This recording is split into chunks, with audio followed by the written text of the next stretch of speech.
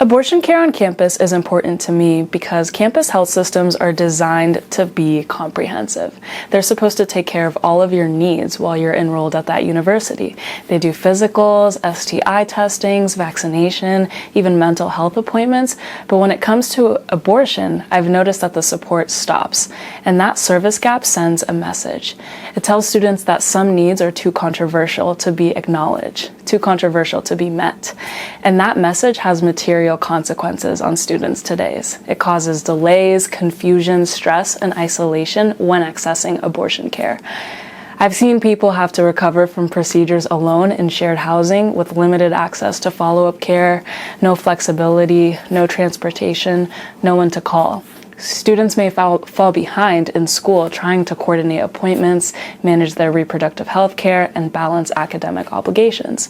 And these aren't rare exceptions, but they're patterns created by institutional silence. Abortion care on campus isn't an extra. It's necessary if students are going to stay in school, manage their lives, and be treated with dignity. Abortion care on campus is a big deal because students shouldn't have to jump through a million hoops to get to the healthcare that they need. College is already stressful enough. Throw in financial struggles, no car, and a packed class schedule, and suddenly getting to an off-campus clinic feels like an impossible side quest. Having real access to abortion care, or at least solid resources and referrals, means students can make the choices that are right for them without unnecessary drama. It's about autonomy, dignity, and making sure that no one's education gets derailed because they couldn't access basic health care. Plus, let's be real, reproductive rights are human rights, and campuses should be leading the charge in making sure students have what they need to thrive. Abortion care on campus is important to me because I had an abortion during my third year of college. I lived on campus that was 2 hours away from the closest abortion provider. What if something went wrong on the day of my appointment? What if my partner's 13-year-old car didn't start? What if the doctor couldn't arrive from the Atlanta airport? What if we had to reschedule and I didn't have a free weekend due to my duties as a resident assistant? My abortion allowed me to graduate with my bachelor's degree, and now I'm a graduate student in a public health program. Abortion care on campus addresses those concerns. Offering medication abortion on campus would allow students to safely terminate their pregnancy in a private and comfortable setting with the support from a trusted friend. Abortion care on campus is important to me because it is an essential resource that ensures that all college students feel safe, supported, and protected, making the best decision for themselves. Access to abortion care on campus ensures that all students feel fully supported during a time that's already emotional and challenging. One of the biggest challenges that we faced for establishing this is resistance from various groups such as administrators, faculties, and even students or student groups. Another major hurdle that we've found is lack of awareness and outreach. While abortion care may be available on campus, many students remain unaware and don't know that these resources exist. As access to abortion, contraception, and gender-affirming care is becoming increasingly restricted and threatened across the United States, college campuses have the responsibility to serve not only as basis for intellectual growth, but also as a haven for essential reproductive health care. For students who may not be able to access an abortion in their home state or would have to sit on public transportation or drive for hours in order to access an abortion, campus clinics present the opportunity for care that is localized and proximal to a student's chosen community.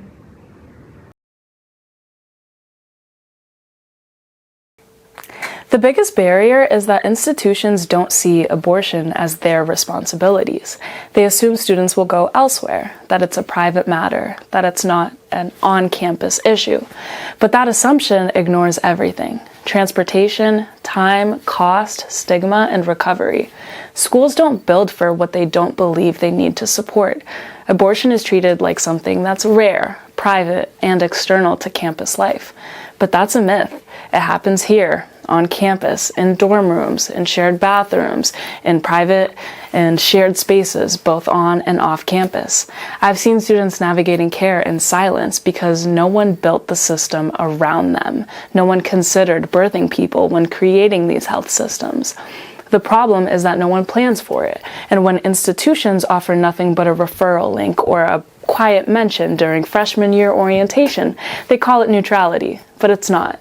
It's a refusal to take action dressed up as information sharing. If a student can't access care because of a packed class schedule during operation hours or no car, that's the school's responsibility.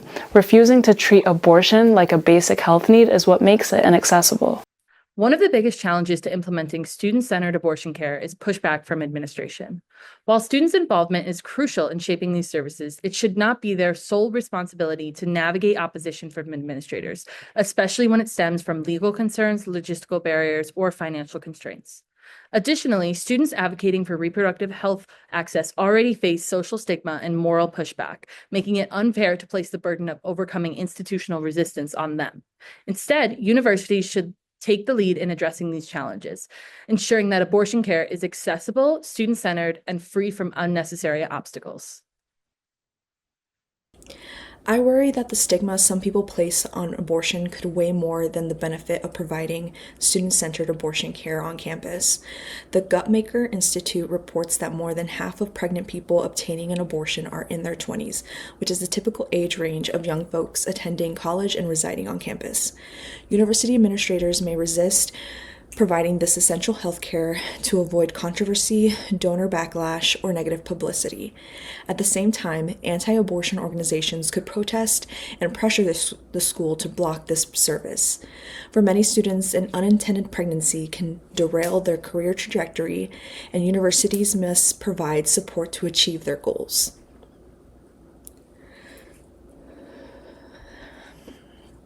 A key factor in implementing student-centered abortion care is strong support from the campus student health centers. Since these centers are responsible for administrating reproductive health care, they must be well established and their full backing is essential. To be truly effective, these services must be well established, adequately funded, and easily accessible, meaning they should not have to go to external providers. This implementation should require the medication being directly provided by qualified providers within the student health services. And beyond clinical service and clinical support, we need additional support from campus research centers, student advocacy groups, and administrative leadership. Then this plays a vital role in implementation for abortion care. The greatest barrier to student-centered abortion care is the exceptionalization of abortion that creates a sense of trepidation around the service for healthcare providers and college administrators, when care like IUD insertion and pap smears are already provided in campus clinics. Further, the lack of communication between administrators, health providers, and students can result in implementation of policies that are ineffective, inaccessible, and confusing to students. Student-centered care must be gender-affirming, sensitive, and transparent so that students can feel supported through every step of the process.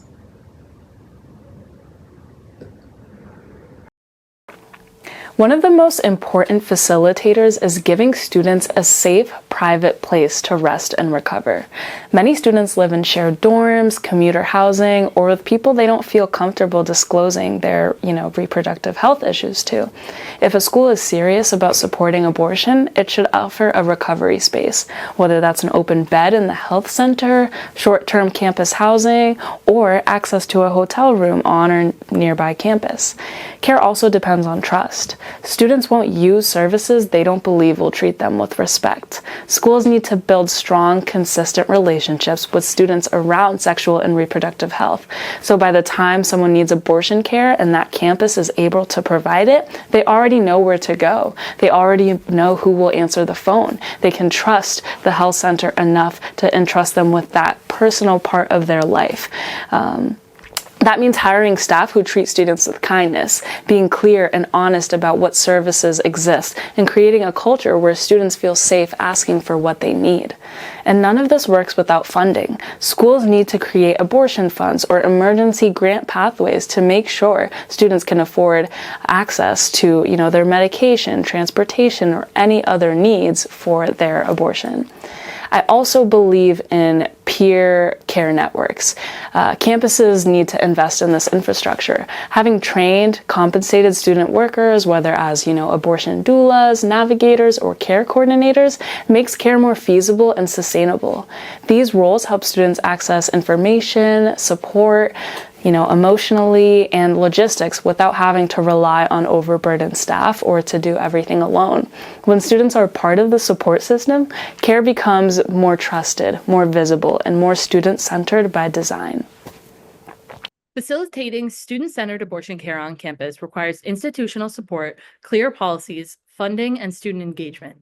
Universities that prioritize reproductive health care can make care more accessible by integrating abortion services into student health centers, providing clear referral pathways, and ensuring financial assistance for those who need it.